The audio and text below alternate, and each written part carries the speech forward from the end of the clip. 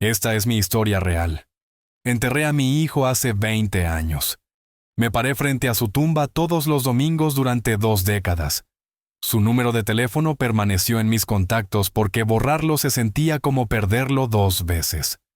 El mes pasado, mi teléfono sonó a las 2:47 a.m. Su nombre iluminó la pantalla. Contesté. Una voz dijo, «Papá, ¿dónde estoy?» Era él. Mi hijo muerto me estaba llamando, confundido, asustado, preguntando por qué nada tenía sentido. No podía respirar, no podía hablar. Antes de contarte lo que pasó después, dime desde dónde estás viendo esto y suscríbete para que esta historia llegue a todos. Hace 20 años, enterré a mi hijo bajo un roble en el cementerio Riverside. Su nombre estaba grabado en piedra gris. Michael James Porter, nacido el 12 de abril de 1986, muerto el 3 de noviembre de 2005, 19 años. El funeral duró 40 minutos. Había quizá 30 personas. Su madre se paró a mi lado pero no miró el ataúd. Miró el suelo todo el tiempo. Su hermana tuvo que sostenerla. Los amigos de mi hijo vinieron. Jóvenes con los ojos rojos que no sabían qué decir. Movían los pies. Murmuraban condolencias. En un año, la mayoría dejó de llamar. En 2 años, ninguno mencionaba su nombre. Así funciona la muerte. La gente sigue adelante. Tienen que hacerlo, pero yo no pude. El accidente ocurrió un viernes por la noche. Él volvía a casa del trabajo. Un camión se pasó un semáforo en rojo y lo golpeó del lado del conductor. El impacto lo mató al instante. Eso fue lo que me dijo la policía. Sin sufrimiento, sin dolor. Simplemente se fue. Recibí la llamada a las 11:43 p.m. Recuerdo la hora exacta porque estaba viendo las noticias. Y miré el reloj cuando sonó el teléfono. Un oficial dijo que había habido un accidente. Dijo que debía ir al Hospital General del Condado de inmediato. Lo supe. Los padres siempre saben. Conduje a 90 millas por hora. No me importaba si me estrellaba. Cuando llegué, me llevaron a una sala privada. Ahí supe con certeza. Solo usan salas privadas para malas noticias. Me dejaron verlo. Su rostro estaba intacto. Parecía dormido, en paz. Toqué su mano y aún estaba tibia. Seguía pensando que se despertaría. Estuve allí 2 horas esperando que su pecho se moviera. Nunca lo hizo. Su madre llegó y gritó. Gritó tan fuerte que vino seguridad. Se desplomó. Tuvieron que sedarla. No pudo ir a la identificación. No pudo firmar papeles. Yo hice todo solo. Elegí el ataúd. Elegí el terreno. Escribí el obituario. Seleccioné las flores. Lo hice todo en una niebla, moviéndome en pasos que no entendía. El funeral fue peor que el hospital. En el hospital podía fingir. Podía imaginar errores. Pero en el funeral lo bajaron a la tierra. Escuché la maquinaria. Escuché el ataúd asentarse en la tierra. La gente arrojó flores sobre la tapa. Su madre arrojó una carta que había escrito. Yo no arrojé nada, solo miré. Después de que todos se fueron, me quedé. Los trabajadores llenaron la tumba, pala tras pala. Observé cada minuto. Necesitaba verlo terminado. Necesitaba saber que realmente estaba ahí abajo. Cuando pusieron la última tierra, finalmente me fui. Durante 20 años visité todos los domingos. Lluvia, nieve, calor, no importaba. Llevaba flores, hablaba con él, le contaba sobre mi semana, le decía cosas que no podía decirle a nadie más. Su madre dejó de ir después del primer año. Dijo que dolía demasiado. Dijo que necesitaba avanzar. Nos divorciamos 3 años después de su muerte. El duelo mató nuestro matrimonio. Ella se volvió a casar. Tuvo otro hijo. Construyó una nueva vida. Yo no pude. Mantuve su habitación exactamente como él la dejó. Su ropa seguía colgada en el armario, sus libros en el estante. Su número seguía en mis contactos. Pagaba la factura cada mes, aunque el teléfono había sido desconectado. $30 al mes para mantener su número vivo en mi teléfono. La gente decía que necesitaba terapia.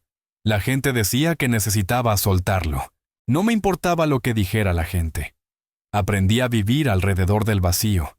No superas la pérdida de un hijo. Solo aprendes a caminar con cuidado alrededor del hueco que dejan. Aprendes a funcionar. Vas a trabajar. Pagas cuentas. Pretendes que estás bien, pero nunca lo estás. Cada cumpleaños sin ellos es tortura. Cada Navidad, cada logro que nunca alcanzarán. Vi a sus amigos graduarse, casarse, tener hijos. Mi hijo se quedó con 19 años para siempre, congelado en el tiempo.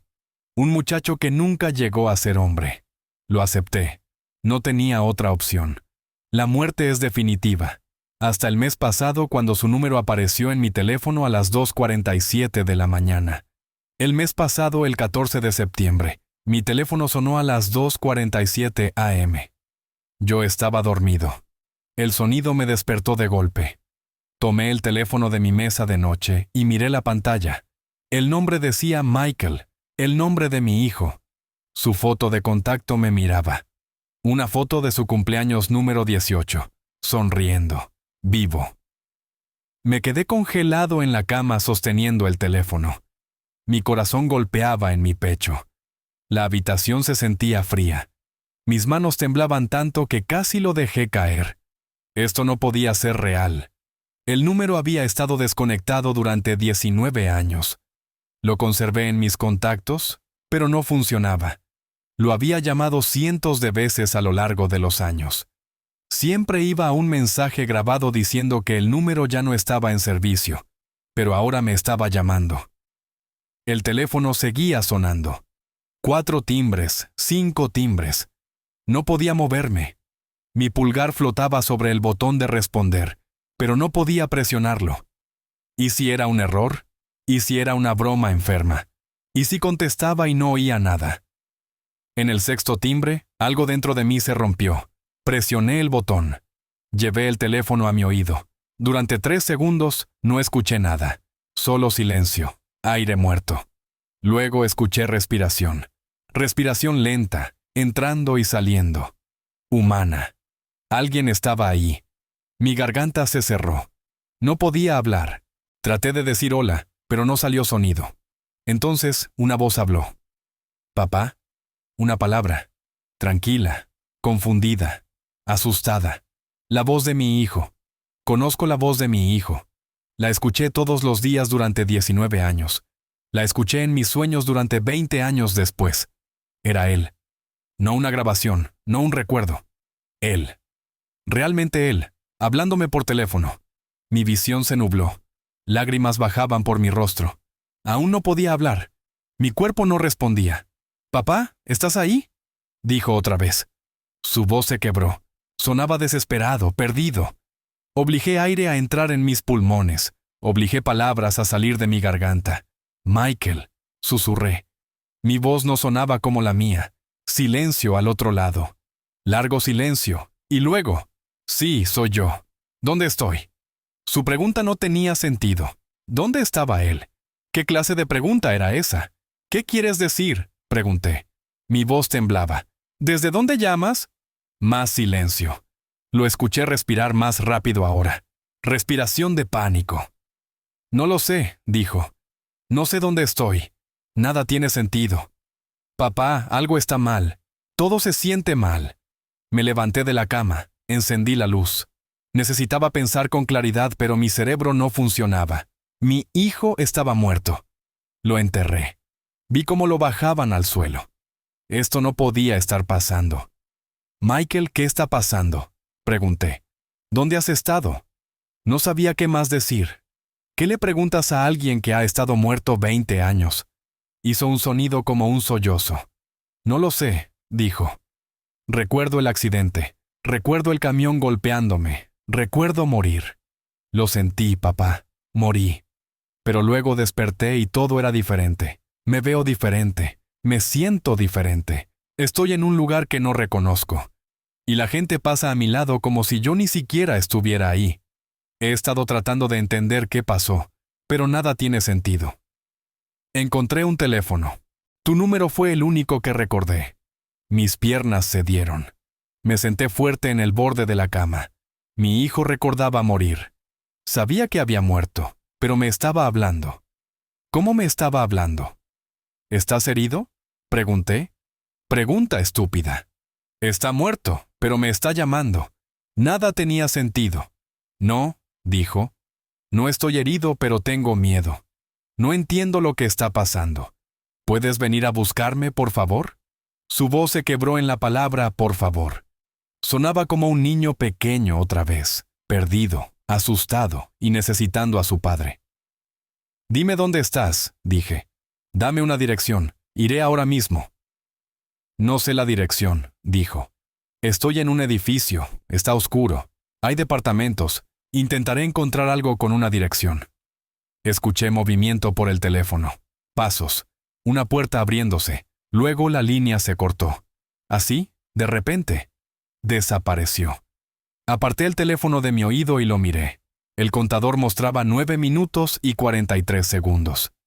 Inmediatamente llamé de nuevo. Se reprodujo la grabación.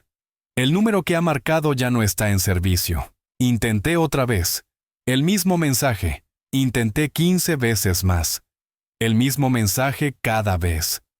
Mi hijo muerto acababa de llamarme pidiendo ayuda y luego desapareció. No dormí el resto de la noche. Me senté en mi cama mirando el teléfono hasta que salió el sol. Repetía la llamada en mi cabeza, su voz, la manera en que dijo «papá». El miedo en su tono, la confusión. No era una grabación. Las grabaciones no dudan. Las grabaciones no hacen preguntas. Las grabaciones no suenan perdidas. Esta fue una conversación real con una persona real, que sabía cosas que solo mi hijo sabría. Sabía del accidente, sabía mi número, sabía quién era yo, pero mi hijo estaba muerto. Vi su cuerpo, toqué su mano fría en el hospital, vi cómo cerraban el ataúd, vi cómo lo enterraban a 6 pies bajo tierra. A las 6:30 a.m., conduje al cementerio. Necesitaba ver la tumba. Necesitaba pruebas de que aún seguía ahí. La mañana estaba fría y gris. La niebla colgaba baja sobre las lápidas. Aparqué y caminé hasta el roble. Su tumba se veía exactamente igual que siempre. Piedra gris, flores frescas de mi visita de 3 días antes. El suelo estaba sólido y sin alterar. Nadie lo había desenterrado. Nadie había tocado la tierra. Me arrodillé y puse la mano sobre el césped. Estaba frío y húmedo por el rocío. Michael, susurré. ¿Estás ahí abajo? Pregunta estúpida.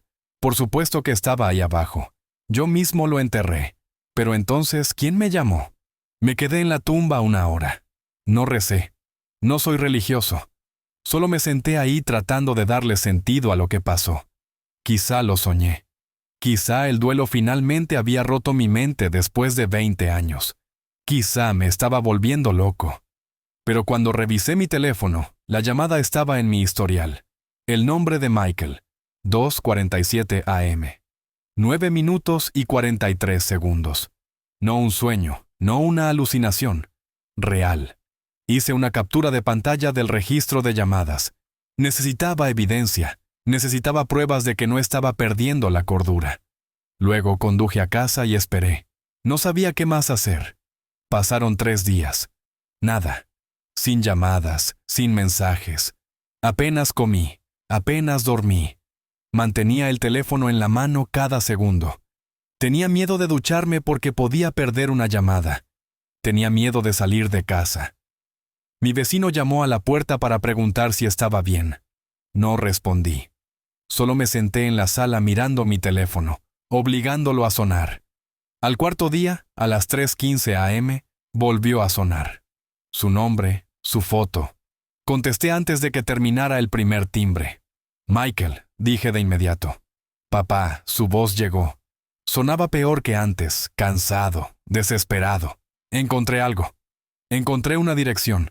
Mi corazón dio un salto. ¿Dónde? Tomé un bolígrafo y un papel de la mesa de centro. ¿Cuál es la dirección? La leyó despacio. 4247 Riverside Avenue, apartamento 8, Moorfield, West Virginia. La escribí. Me temblaba tanto la mano que apenas podía leer mi propia letra. Son 2 estados de distancia, dije. ¿Qué haces allí? Hizo un sonido entre risa y sollozo. No lo sé, dijo. No sé cómo llegué aquí. No sé por qué estoy aquí, pero papá, algo está realmente mal. Salí hoy, y la gente miró justo a través de mí. Una mujer chocó conmigo, literalmente conmigo, como si yo no fuera sólido. Creo que estoy muerto. Creo que soy un fantasma o algo así. No eres un fantasma, dije. No sabía si era verdad, pero lo dije igual. Estás hablando conmigo. Los fantasmas no pueden usar teléfonos. Se rió, pero sonó roto. ¿Entonces qué soy?, preguntó. Miro en los espejos y veo a alguien mayor. Veo una cara que casi es la mía, pero no del todo. Estoy tan confundido. Estoy tan cansado. ¿Puedes por favor venir a recogerme? No quiero estar aquí más. Se me apretó la garganta. Voy, dije. Quédate donde estás. Salgo ahora mismo. Estaré allí en 8 horas. ¿Puedes esperar 8 horas? Silencio. Luego, lo intentaré. Papá, tengo miedo. Esas 3 palabras me destruyeron. Lo sé, dije. Yo también tengo miedo. Pero voy para allá. Lo prometo. La línea se cortó otra vez. Ni siquiera intenté devolver la llamada. Sabía que no funcionaría. En lugar de eso, me levanté y empecé a hacer la maleta. Eché ropa en una bolsa. Tomé mi cartera y mis llaves. No le dije a nadie a dónde iba. No llamé al trabajo. Solo subí al coche y empecé a conducir hacia West Virginia. Mi hijo estaba vivo en algún lugar. Imposible. Una locura. Pero me llamó 2 veces. Me dio una dirección. Tenía que descubrir qué estaba pasando. Aunque me destruyera, aunque estuviera persiguiendo a un fantasma, tenía que saberlo. Antes de irme, hice algo que sabía que sonaría demente. Llamé a la compañía telefónica. Eran las 4:00 a.m., pero su línea de atención al cliente era de 24 horas. Una mujer respondió con voz cansada. Le di la información de mi cuenta. Luego le pedí que revisara los registros del antiguo número de mi hijo. Preguntó por qué. Le dije que había estado recibiendo llamadas de ese número. Me puso en espera. Pasaron 5 minutos. 10 minutos. Cuando volvió, su voz había cambiado. Confundida. Señor, según nuestro sistema, ese número ha estado inactivo durante 19 años. Se desconectó en marzo de 2006. No hay ninguna actividad en absoluto. Sin llamadas entrantes ni salientes, sin uso de datos, nada. Eso es imposible, dije. He recibido 2 llamadas de ese número en los últimos 4 días. Revise otra vez. Me puso en espera de nuevo. Esta vez pasaron 15 minutos. Entró una voz diferente. Un supervisor, hombre, profesional. Señor Porter, he revisado la cuenta personalmente. El número del que pregunta ha estado desactivado por casi 2 décadas. Nuestro sistema no muestra ninguna actividad reciente. ¿Es posible que haya recibido llamadas de otro número que se mostró incorrectamente? Sentí la ira subir en el pecho. Conozco el número de mi hijo, dije. Lo tengo guardado desde hace 20 años. Lo estoy viendo ahora mismo en mi registro de llamadas. 2 llamadas, ambas de su número, ambas de varios minutos. El tono del supervisor se volvió cuidadoso, suave. La forma en que la gente habla con alguien que cree inestable. Señor, a veces el duelo puede hacernos ver cosas que no están ahí. Quizá debería hablar con alguien, un consejero o terapeuta. Tenemos recursos que podemos recomendar. ¿Le colgué? No necesitaba un terapeuta. Necesitaba respuestas. Hice más capturas de pantalla de mi registro de llamadas. Grabé un video de mi teléfono mostrando las llamadas con la fecha y la hora. Necesitaba evidencia. Necesitaba pruebas de que no estaba loco. Luego subí al coche y comencé el viaje de 8 horas a West Virginia. Conduje sin parar. Solo paré para echar gasolina. Compré café en una estación de camioneros y seguí conduciendo. Mi mente no paró en todo el trayecto. ¿Qué encontraría en esa dirección? ¿Estaría Michael allí? ¿Estaría abandonado? ¿No habría nada? Parte de mí esperaba llegar y encontrar un terreno vacío, pero tenía que ir. Tenía que ver. La dirección estaba grabada en mi mente. 447 Riverside Avenue, apartamento 8, Moorfield, West Virginia. La introduje en el GPS. 8 horas y 12 minutos. Lo hice en 7 horas y 12. Llegué a las 11:47 a.m. La dirección me llevó a un viejo edificio de apartamentos, en el lado este de la ciudad. 4 pisos, ladrillo rojo, construido quizá en los años 70. Pero algo estaba mal de inmediato. Las ventanas de la planta baja estaban tapiadas. La puerta principal tenía una cadena y un candado. Un letrero naranja descolorido colgaba en la valla. Condenado. Prohibido el paso. Programado para demolición. Se me hundió el estómago. Este edificio estaba abandonado, vacío. ¿Cómo podía estar Michael aquí? Aparqué al otro lado de la calle y lo miré fijamente durante 10 minutos. Esto tenía que estar mal.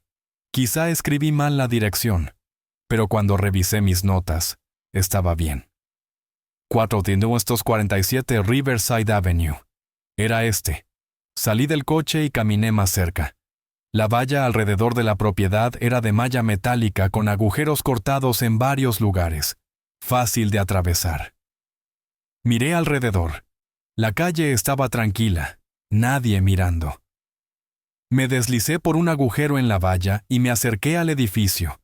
La puerta principal estaba cerrada con la cadena, pero a un lado encontré una puerta con la cerradura rota. La empujé. Chirrió lo suficiente como para hacerme quedar inmóvil. Esperé. Ningún sonido desde dentro. Entré en la oscuridad. El olor me golpeó de inmediato. Mojo, podredumbre, aire viciado. Encendí la linterna del teléfono y miré alrededor. Estaba en un pasillo, papel tapiz despegado, alfombra manchada, grafitis en las paredes. Las puertas de los departamentos colgaban abiertas a ambos lados. Caminé despacio por el pasillo revisando los números. Apartamento 1, apartamento 2, todos vacíos. Basura en el suelo, muebles rotos, evidencia de ocupas y drogadictos. Este lugar había estado abandonado durante años, quizá una década. Llegué a la escalera y subí al segundo piso. Más de lo mismo. Decadencia, vacío, silencio. Revisé cada apartamento. Nada.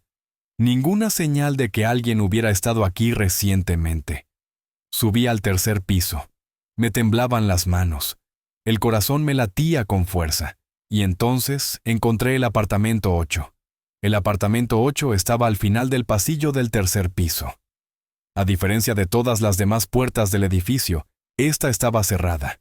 Completamente cerrada, sin daños. El número 8 colgaba derecho en la puerta, de metal de bronce que parecía pulido, limpio. Me quedé frente a ella un minuto entero. Cada instinto me decía que me fuera, que corriera, pero había venido por respuestas. Extendí la mano y giré la manija. No estaba cerrada. La puerta se abrió suavemente, en silencio, sin chirridos. La empujé y entré. Entonces dejé de respirar. El apartamento era perfecto, completamente perfecto. Mientras todas las demás unidades del edificio estaban destruidas y podridas, esta parecía habitada. Las paredes estaban pintadas de un azul suave, limpias, sin desprendimientos, sin daños de agua. La alfombra era beige y estaba impecable. Podía ver las marcas de la aspiradora, marcas frescas. El aire no olía a moho, olía a jabón y café. Caminé más adentro y sentí que las piernas me fallaban. La sala tenía muebles, un sofá marrón, una mesa de centro, un televisor sobre un mueble, todo ordenado y colocado, como un departamento normal, como el hogar de alguien. En las paredes había fotografías. Me acerqué y la vista se me nubló. Eran fotos de mi familia. Yo, mi esposa y Michael. Fotos de cuando era niño, su primer día de jardín de infancia, su fiesta de 10º cumpleaños. La mañana de Navidad cuando tenía 12. Una foto de su graduación de secundaria. Yo tenía copias de estas mismas fotos en mi casa. ¿Cómo estaban aquí? ¿Quién las puso aquí? Toqué el marco con los dedos temblorosos. El vidrio estaba limpio, sin polvo. Estas habían sido colgadas recientemente. Me moví a la siguiente pared. Más fotos. Pero estas eran diferentes. Estas mostraban a Michael mayor, en sus 20, en sus 30. Fotos que nunca existieron. Fotos que no podían existir porque murió a los 19. En una foto, estaba de pie frente a un edificio universitario con una toga de graduación puesta. En otra, estaba sentado en un restaurante con amigos que yo no reconocía. Otra lo mostraba de pie frente a este mismo edificio de apartamentos, sonriendo, vivo, aparentando quizá 35 años. Saqué mi teléfono y les tomé fotos a todas. Me temblaban tanto las manos que las fotos salieron borrosas. Tuve que apoyarme contra la pared para estabilizarme. Esto no era posible. Nada de esto era posible. Entré en la cocina, platos limpios en el escurreplatos, una taza de café en la encimera con líquido marrón aún en el fondo. Lo toqué, todavía ligeramente tibio. Abrí el refrigerador. Comida adentro. Leche, huevos, sobras en recipientes. Revisé la fecha de la leche. Caducaba en 5 días. Fresca, reciente. Alguien vivía aquí. Alguien comía aquí en un edificio condenado programado para demolición. Cerré el refrigerador y vi una nota sujeta a la puerta con un imán. El corazón se me detuvo. La nota estaba escrita a mano en papel rayado. Reconocí la letra de inmediato. La letra de Michael. El mismo garabato desordenado que tenía desde la secundaria. Arranqué la nota del refrigerador y la leí. Papá, si estás leyendo esto, no sé qué me está pasando. Desperté aquí hace 3 semanas sin recordar cómo llegué. Tengo una identificación que dice que me llamo Marcus Powell. Tengo 38 años. Trabajo en una fábrica. Tengo un apartamento y una vida que no recuerdo haber vivido. Pero no es mi vida. Recuerdo haber sido Michael. Te recuerdo a ti. Recuerdo a mamá. Recuerdo haber muerto en ese accidente. Sentí el impacto. Sentí que todo se detenía. Luego desperté aquí como otra persona. Pasaron 20 años, pero no recuerdo nada de eso. La gente aquí me conoce como Marcus. Me han conocido durante años, pero yo no soy Marcus. Soy Michael, tu hijo. Creo que se supone que estoy muerto. Creo que algo salió mal. No pertenezco aquí. Por favor, ayúdame a entender qué pasó. Leí la nota 3 veces. La vista se me seguía nublando con lágrimas. La doblé con cuidado y la guardé en el bolsillo. Luego caminé al dormitorio. La puerta estaba entreabierta. La empujé por completo y miré adentro. Una cama bien tendida, una cómoda con más fotos encima, un armario con ropa colgada, ropa de hombre, talla grande. Michael usaba talla grande. En la mesita de noche había una cartera y un manojo de llaves. Tomé la cartera y la abrí. Dentro había una licencia de conducir. La foto mostraba a un hombre que parecía una versión mayor de mi hijo. Los mismos ojos, la misma nariz, la misma pequeña cicatriz en la barbilla de cuando se cayó de la bicicleta a los 7 años. Pero el nombre en la licencia decía Marcus James Powell. Fecha de nacimiento, 12 de abril de 1986. El mismo cumpleaños que Michael.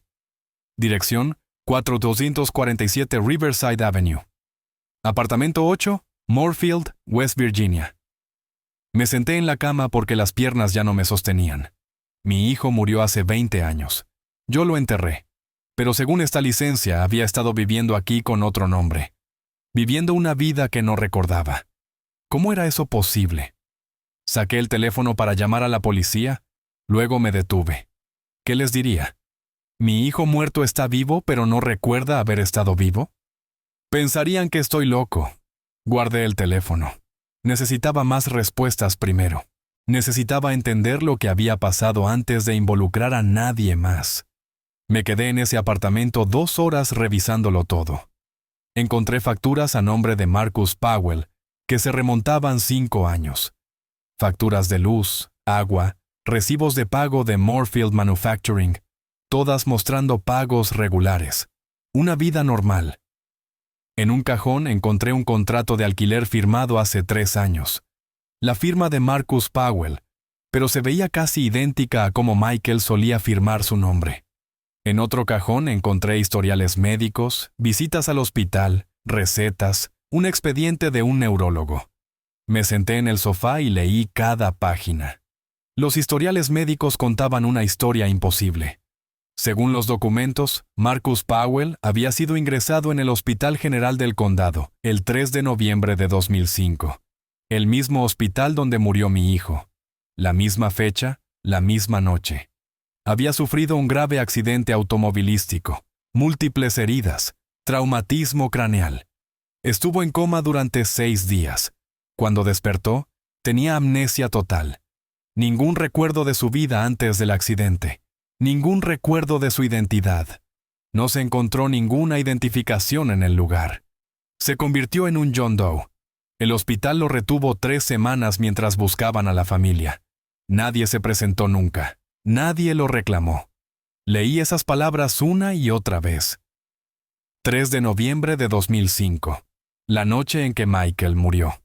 El mismo hospital, el mismo tipo de accidente. Me empezaron a temblar las manos. Seguí leyendo.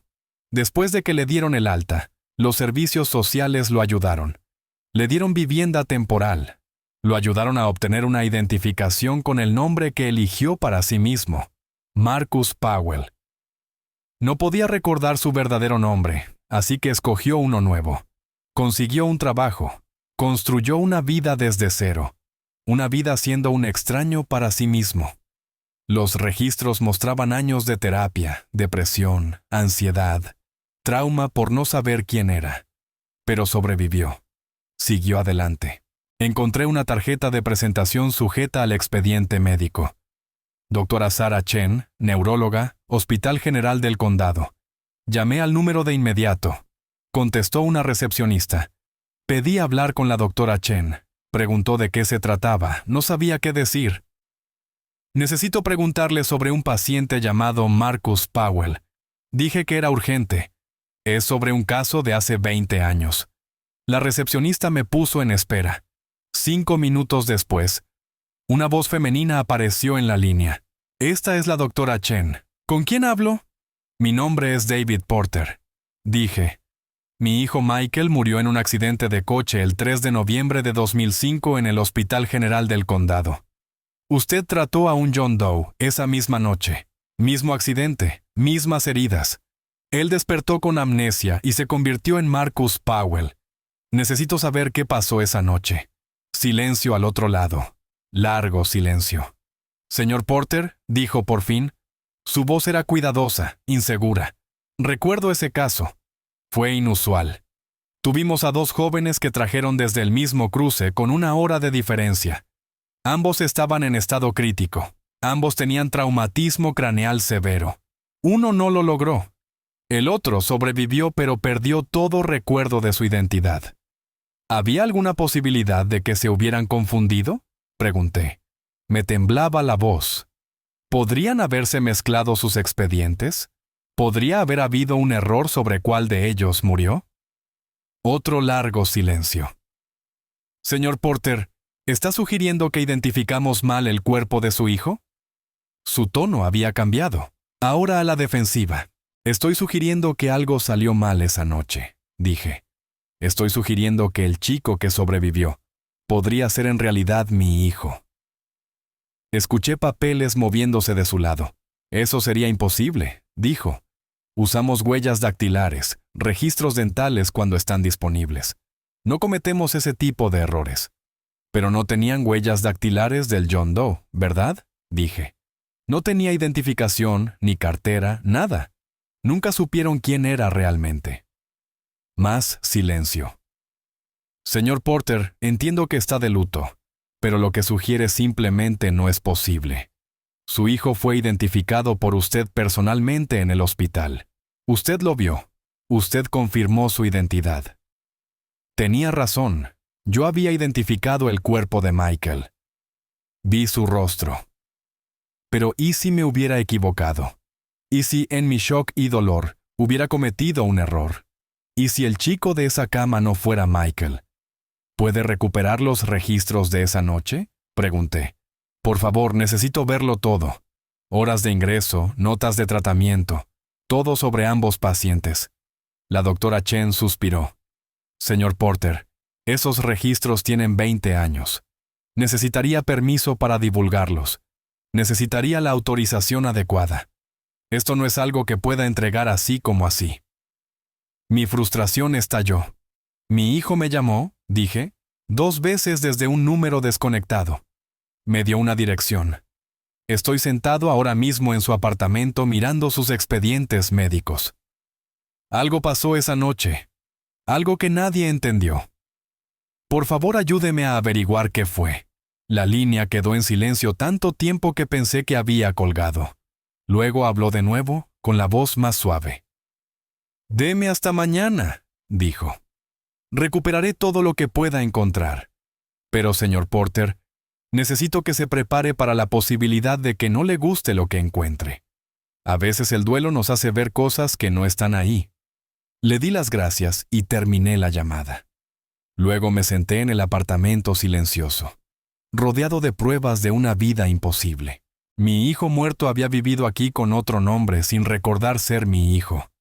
Y de alguna manera, hace 3 semanas, empezó a recordar. Pasé la noche en ese apartamento. No podía irme. Me senté en el sofá esperando a que Michael entrara por la puerta, esperando a que sonara el teléfono. No pasó ninguna de las 2 cosas. En algún momento, me quedé dormido. Cuando desperté, la luz del sol entraba por las ventanas. Eran las 9:23 a.m. Tenía 6 llamadas perdidas en el teléfono, todas de la doctora Chen. La llamé de vuelta de inmediato. Contestó al primer timbre. «Señor Porter, encontré algo», dijo. Su voz sonaba diferente, alterada. «¿Puede venir al hospital? Necesito mostrarle algo en persona». Conduje hasta el Hospital General del Condado, el mismo lugar al que fui hace 20 años cuando me dijeron que Michael estaba muerto. El mismo edificio, el mismo estacionamiento. Entrar por esas puertas fue como retroceder en el tiempo. La doctora Chen me encontró en el vestíbulo. Estaba en sus 50, con el pelo gris recogido fuertemente. Se veía cansada, como si ella tampoco hubiera dormido. «Sígame», dijo. No hizo conversación trivial. Me llevó a una pequeña oficina en el 3er piso y cerró la puerta detrás de nosotros. En su escritorio había varias carpetas gruesas y una computadora portátil. «Pasé toda la noche revisando archivos», dijo. Se sentó y me indicó que me sentara frente a ella. «Lo que encontré no tiene sentido, pero tiene que verlo». Abrió la primera carpeta y extendió papeles sobre el escritorio. El 3 de noviembre de 2005, 2 pacientes fueron ingresados en este hospital por accidentes de coche en el mismo cruce. El paciente A llegó a las 11:52 p.m. Estado crítico, traumatismo craneal masivo, múltiples lesiones internas. Fue declarado muerto a las 12:17 a.m. del 4 de noviembre. Usted identificó a este paciente como su hijo, Michael Porter. Deslizó un documento hacia mí.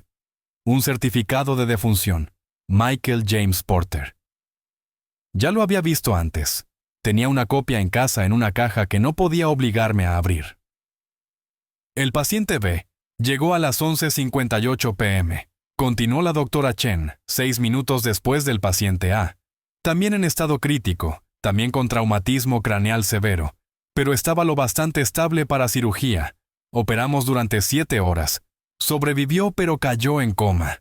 Cuando despertó 6 días después, tenía amnesia retrógrada completa. Ningún recuerdo de nada antes del accidente. No se encontró identificación. Se convirtió en nuestro John Doe. Abrió otra carpeta. Historias clínicas, fotos. Este es Marcus Powell, el John Doe que sobrevivió. Giró la computadora portátil hacia mí y abrió un archivo. Aparecieron en la pantalla fotos lado a lado. A la izquierda, una foto de hospital de noviembre de 2005. Un joven en una cama, vendado, golpeado, inconsciente. A la derecha, una foto de licencia de conducir, Marcus Powell, tomada años después, el mismo hombre mayor. Miré ambas imágenes, se me cortó la respiración. «Ese es mi hijo», susurré. El rostro de la izquierda se parecía a Michael. Los ojos, la forma de la mandíbula, rasgos que reconocería en cualquier parte. Es él. Es Michael. La doctora Chen se inclinó hacia adelante. Señor Porter, esto es lo que no tiene sentido. Saqué los registros de admisión originales de esa noche. Ambos pacientes vinieron del mismo lugar del accidente. Ambos conducían vehículos involucrados en la misma colisión. Pero según el informe policial, solo hubo un accidente de coche esa noche en ese cruce. Un camión se pasó un semáforo en rojo y golpeó a un sedán. Un conductor en el sedán, un conductor en el camión, 2 personas en total. Pero tratamos a 2 pacientes con lesiones casi idénticas del mismo sitio a casi la misma hora. No podía procesar lo que decía. ¿Cómo es eso posible?, pregunté. Ella negó con la cabeza. No es posible, a menos que alguien haya cometido un error en los informes. A menos que en realidad hubiera 2 accidentes separados con minutos de diferencia que se registraron como uno. O a menos que... Se detuvo. ¿A menos que? Exigí. Se veía incómoda. A menos que los pacientes se hayan confundido de alguna manera durante la admisión. Fue una noche caótica. Múltiples casos de trauma, personal abrumado. Si 2 jóvenes con lesiones similares llegaron con minutos de diferencia, si sus expedientes no se etiquetaron correctamente de inmediato, si alguien hizo suposiciones sobre quién era quién. ¿Está diciendo que tal vez declararon muerta a la persona equivocada?, dije secamente.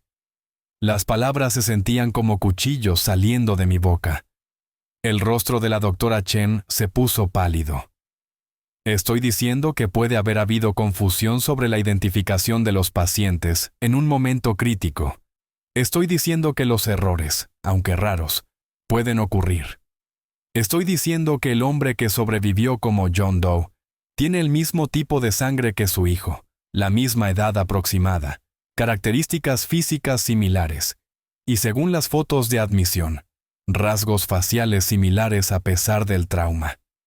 Sacó otro documento. Este es el informe policial original de esa noche. Solo lista a una víctima en el sedán, Michael James Porter, 19 años, pero también señala que se encontró una identificación en el lugar, en el vehículo.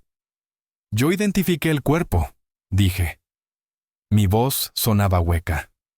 Lo vi. Toqué su mano. La doctora Chen asintió lentamente. Usted identificó un cuerpo que tenía traumatismo facial severo. En un momento de extrema angustia emocional en medio de la noche, después de que le dijeron que su hijo estaba muerto. Señor Porter, el cerebro humano bajo ese tipo de estrés no siempre ve con claridad. Y no siempre cuestionamos lo que nos dicen cuando confirman nuestros peores temores. Me levanté. La habitación se sentía demasiado pequeña, demasiado caliente. Entonces, ¿me está diciendo que enterré a la persona equivocada? ¿Que he estado visitando la tumba equivocada durante 20 años? ¿Que mi hijo ha estado vivo todo este tiempo y yo no lo sabía? La doctora Chen también se levantó. Le estoy diciendo que hay irregularidades en los registros que ameritan investigación. Le estoy diciendo que puede ser necesario hacerle una prueba de ADN a Marcus Powell. Le estoy diciendo que lo que ocurrió esa noche puede no ser tan claro como todos pensaban. Me dio un papel con una dirección escrita.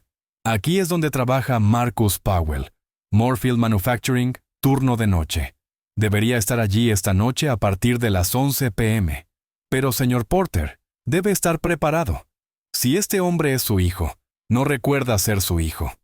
Ha vivido toda su vida adulta como otra persona. Acercarse a él podría ser traumático para ambos. Tomé el papel. Tenía las manos entumecidas. Si hay siquiera una posibilidad de que sea Michael, tengo que verlo, dije. Tengo que saberlo. La doctora Chen asintió. Lo entiendo. He preparado un kit de prueba de ADN. Si puede conseguir una muestra, un hisopo de mejilla o incluso un cabello con la raíz, podemos compararlo con su ADN. Lo sabremos con certeza en 48 horas. Me entregó una pequeña bolsa de plástico con un hisopo estéril dentro. Lo guardé en el bolsillo. Una cosa más, dijo cuando me giré para irme. Si este es su hijo, si Marcus Powell es en realidad Michael Porter, tiene que entender que no es la misma persona que perdió. 20 años viviendo como otra persona cambian a cualquiera. Incluso si el ADN coincide, el chico que conoció se ha ido. Fui a Moorfield Manufacturing esa noche a las 10:45 p.m. La fábrica estaba en las afueras del pueblo, rodeada de campos vacíos. Un gran edificio de metal con camiones estacionados afuera. Luces brillantes iluminaban el estacionamiento. Me senté en mi coche viendo llegar a los trabajadores del turno de noche. Hombres con jeans y botas de trabajo cargando loncheras. No sabía cómo se veía ahora Marcus Powell. Solo tenía la foto de la licencia de conducir y las fotos del apartamento. ¿Lo reconocería? Vería a mi hijo en el rostro de un desconocido. A las 10:52 p.m., un Honda plateado entró al estacionamiento y se aparcó a 3 espacios de mí. Un hombre salió, alto, quizá 1,85, con jeans y una chaqueta marrón. Tomó una mochila del asiento del pasajero y empezó a caminar hacia la entrada de la fábrica. No podía ver bien su rostro en la oscuridad. Pero algo en la forma en que se movía hizo que se me apretara el pecho. La manera de caminar, la ligera inclinación de los hombros. Michael solía caminar exactamente así. Salí de mi coche y lo seguí a cierta distancia. Llegó a la entrada y pasó bajo las luces brillantes sobre la puerta. Me detuve. Las piernas no me respondían. Ahora podía verlo claramente. Su rostro era mayor. Líneas alrededor de los ojos, mandíbula más pesada. Pero era el rostro de Michael, 20 años mayor. Exactamente como se vería si hubiera vivido. La misma nariz, la misma forma de la boca, incluso la forma en que se pasó la mano por el pelo antes de abrir la puerta. Michael hacía ese mismo gesto 1000 veces. Lo vi desaparecer dentro del edificio. Luego me quedé en el estacionamiento llorando.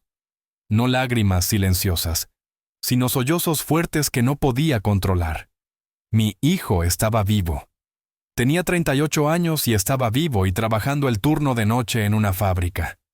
Esperé en mi coche 3 horas intentando decidir qué hacer. No podía simplemente acercarme a él. ¿Qué le diría? Hola, soy tu padre. Moriste hace 20 años, pero en realidad estás vivo, solo que no lo recuerdas. Pensaría que estoy loco. Llamaría a seguridad. Necesitaba pruebas primero. Necesitaba la prueba de ADN. A las 2:15 a.m., los trabajadores empezaron a salir para su descanso. Grupos de hombres fumando cigarrillos y bebiendo café de termos. Entonces lo vi. Marcus Michael. Salió solo y caminó hasta el extremo más alejado del estacionamiento, lejos de los demás. Se apoyó en la valla y miró hacia el cielo. Salí de mi coche y caminé hacia él. El corazón me latía tan fuerte que pensé que podría desmayarme. Cada paso se sentía imposible. Cuando estaba a unos 6 metros, se dio cuenta de mí. Se giró y me miró directamente. Nuestros ojos se encontraron. Durante 3 segundos solo nos miramos. Vi confusión cruzar por su rostro. Luego algo más. ¿Reconocimiento quizá? ¿O una familiaridad que no podía explicar? ¿Puedo ayudarlo?, preguntó. Su voz, la voz de Michael, pero más profunda, más áspera por años de vida. Abrí la boca, pero no salió ninguna palabra. ¿Está bien?, preguntó. Dio un paso hacia mí, con preocupación en el rostro. Parece que ha visto un fantasma. La ironía de esas palabras casi me rompió. Lo siento, conseguí decir. Es que usted se parece a alguien que solía conocer. Estudió mi rostro con más atención ahora. Su expresión cambió. Incierta, inquieta. Es raro, dijo despacio. Usted también me resulta familiar. ¿Nos hemos visto antes? Negué con la cabeza. No lo creo. No soy de por aquí, pero me acerqué más. Lo suficiente para ver la cicatriz en su barbilla. La pequeña cicatriz del accidente con la bicicleta cuando tenía 7 años. Estaba allí, desvanecida pero visible. ¿Cómo se llama?, pregunté. Marcus, dijo. Luego vaciló. Marcus Powell. ¿Y usted? Casi dije David. Casi le dije la verdad, pero me detuve. ¿John? Mentí. John Williams. Asintió, pero siguió mirándome como si intentara resolver un rompecabezas. Esto va a sonar loco, dijo. Pero siento que lo conozco.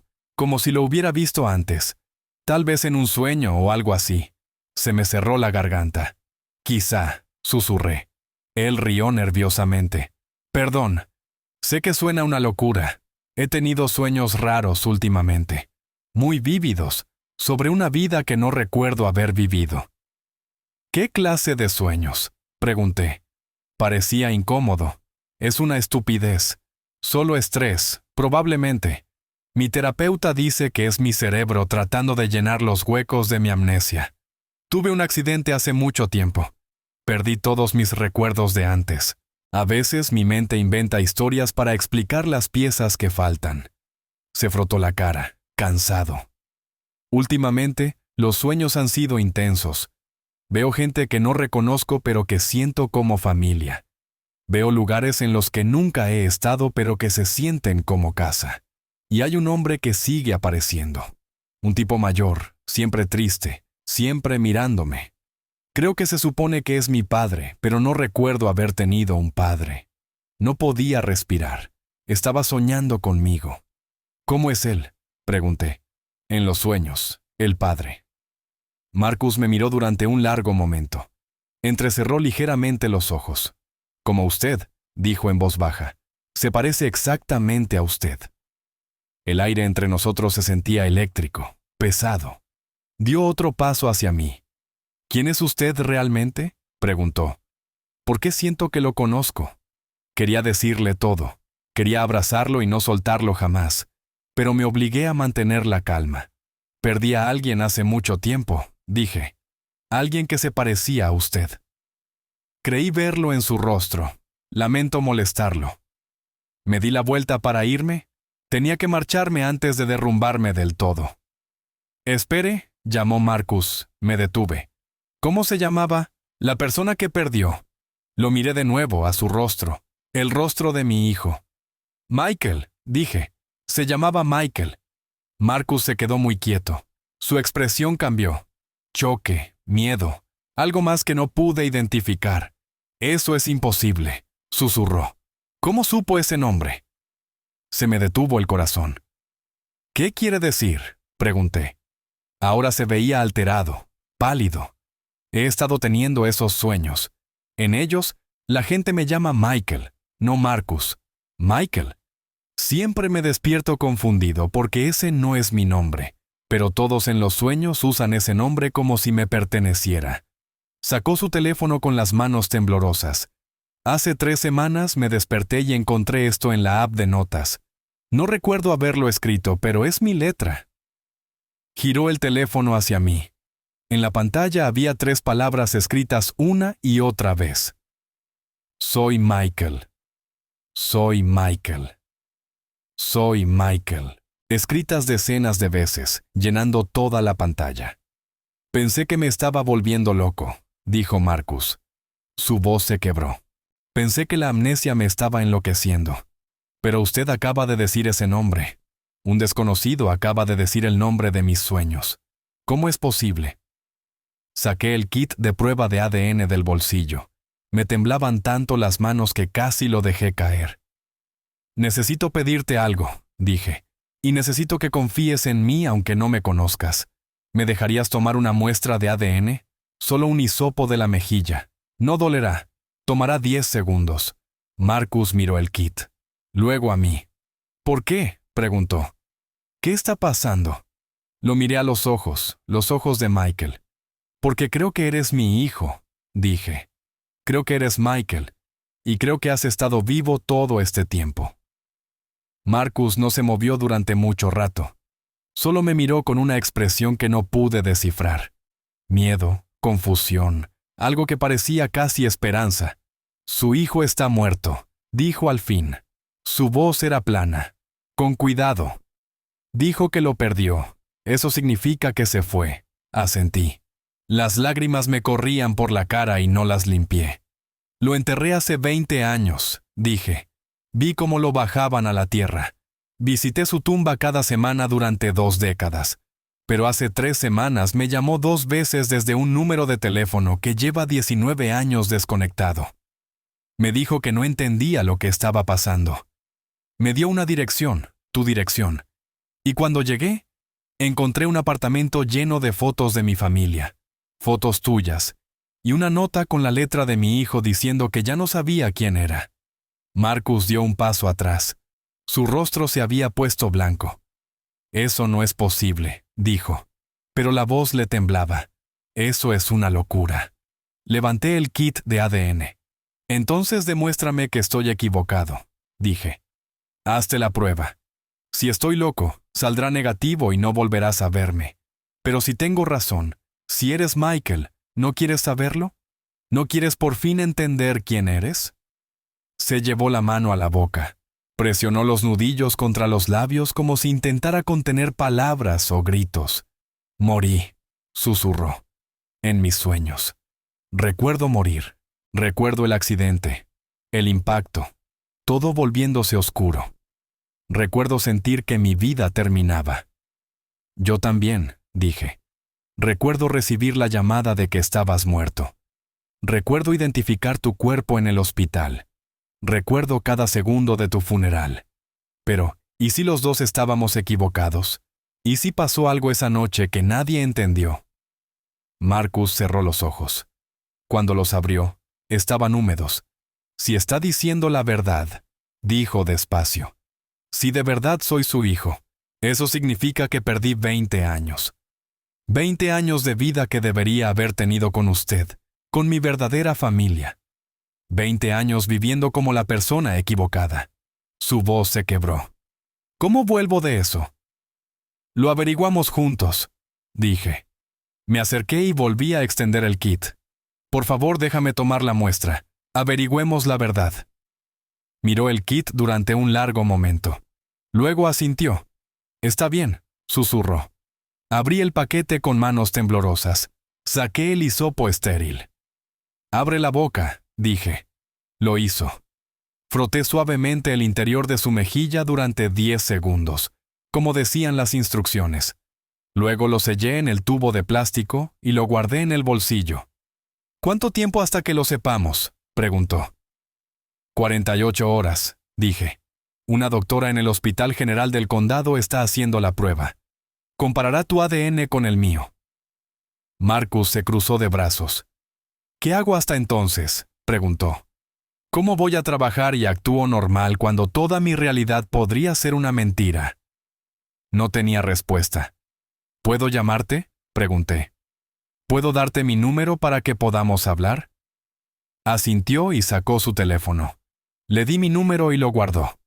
¿Cómo te llamo?, preguntó. La pregunta me destrozó.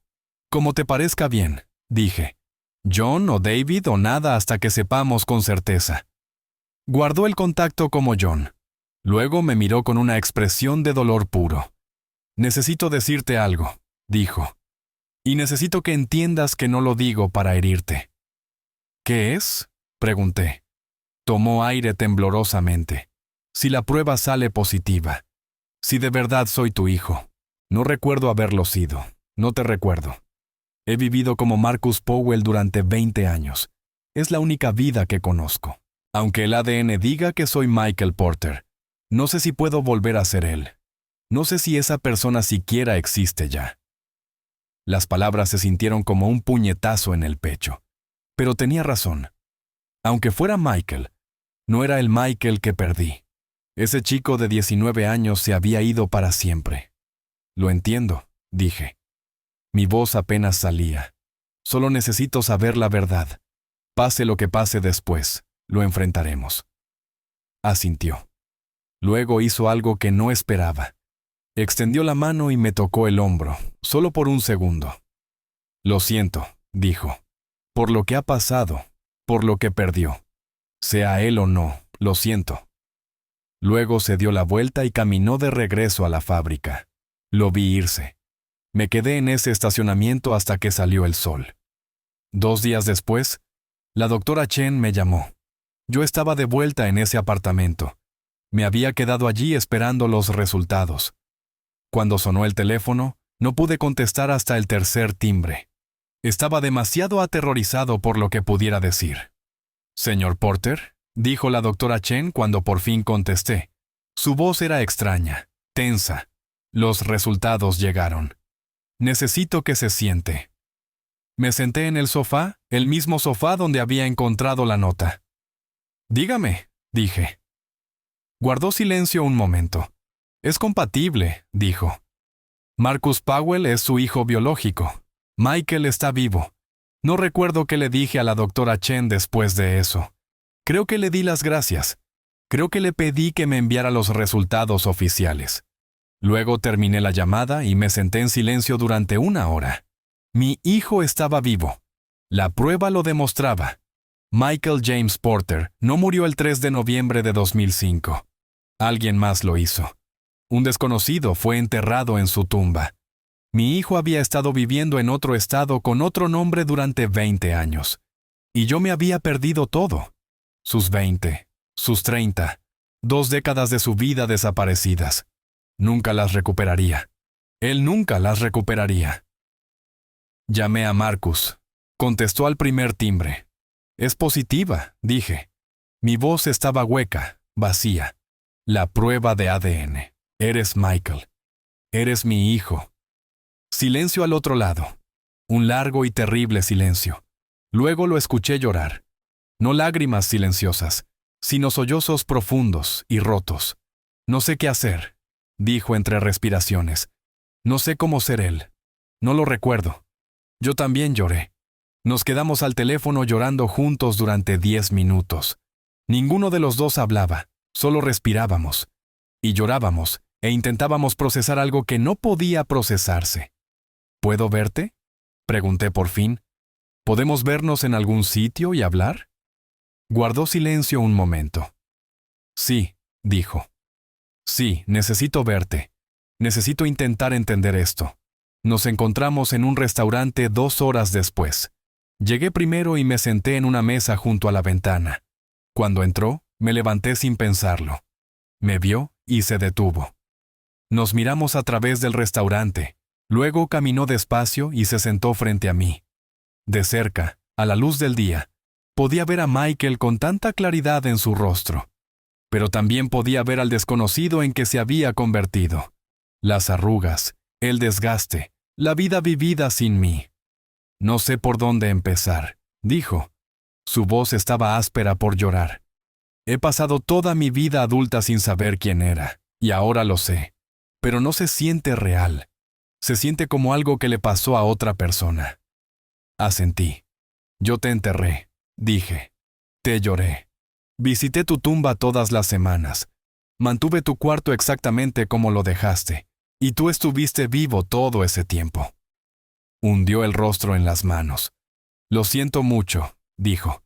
Sé que no significa nada. Sé que lo siento no arregla 20 años, pero siento que hayas tenido que pasar por eso. No es tu culpa, dije. Nada de esto es tu culpa. Algo salió mal esa noche. El hospital se equivocó.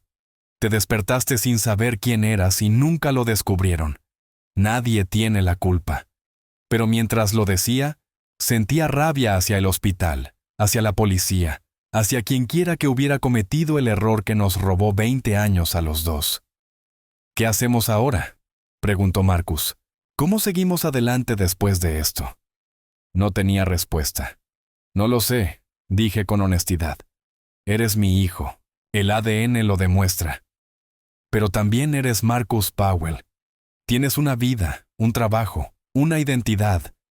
No puedo pedirte que renuncies a eso y te conviertas en alguien que no recuerdas haber sido. Me miró con los ojos llenos de lágrimas. Pero quiero intentarlo, dijo. Quiero saber quién fui, quiero conocerte. Quiero entender la vida que perdí. Aunque nunca pueda recordarla del todo, quiero intentarlo. Esas palabras me dieron algo que no había sentido en 20 años. Esperanza. Entonces lo haremos despacio, dije. Pasamos tiempo juntos, hablamos. Yo te cuento historias sobre quién eras. Tú me cuentas quién eres ahora. Lo iremos resolviendo día a día. Extendió la mano por encima de la mesa. Le temblaba. La tomé. Su mano era más grande de lo que recordaba, más áspera. Pero cuando la sostuve, sentí algo que pensé que nunca volvería a sentir. La mano de mi hijo en la mía. Nos quedamos en ese restaurante 4 horas. Le conté sobre su infancia, sus primeras palabras, sus juguetes favoritos, la vez que se rompió el brazo al caerse de un árbol, su graduación, sus sueños de ir a la universidad. Él escuchó cada palabra como si oyera la historia de un desconocido. Quizá lo era, pero a veces veía un destello de reconocimiento en sus ojos. Pequeños momentos en que algo que decía tocaba un recuerdo enterrado muy hondo. Intercambiamos números de teléfono bien esta vez, no como John Williams y Marcus Powell, sino como David Porter y Michael Porter, padre e hijo. Durante los 3 meses siguientes, nos vimos cada semana. A veces en el restaurante, a veces en su apartamento. Una vez vino a mi casa y vio su antiguo cuarto. Se quedó en la puerta mirando los pósters en las paredes y los libros en los estantes. Se siente como un museo, dijo en voz baja, como si estuviera viendo artefactos de la vida de otra persona. Le hablé de su madre, de cómo se había vuelto a casar, de cómo había seguido adelante. Dijo que no estaba listo para conocerla. Tal vez nunca. Algunas heridas eran demasiado profundas. Lo entendí. Me puse en contacto con el cementerio y mandé examinar la tumba. Se analizaron los restos enterrados allí. Pertenecían a un joven de 19 años llamado Christopher Hayes, un fugitivo sin familia, sin nadie que lo buscara. Él había muerto en lugar de mi hijo y había sido enterrado bajo su nombre.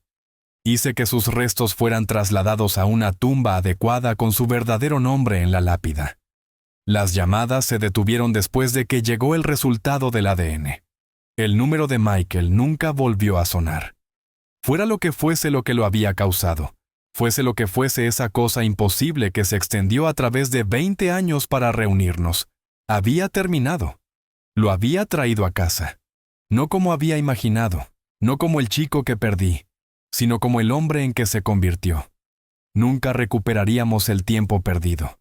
Nunca tendríamos esos 20 años. Pero teníamos el ahora. Teníamos el mañana. Teníamos una segunda oportunidad que no debería haber existido. Enterré a mi hijo hace 20 años. Lo lloré. Visité su tumba. Pensé que se había ido para siempre. Luego me llamó desde más allá de la muerte y dijo que solo estaba perdido. Y lo traje a casa.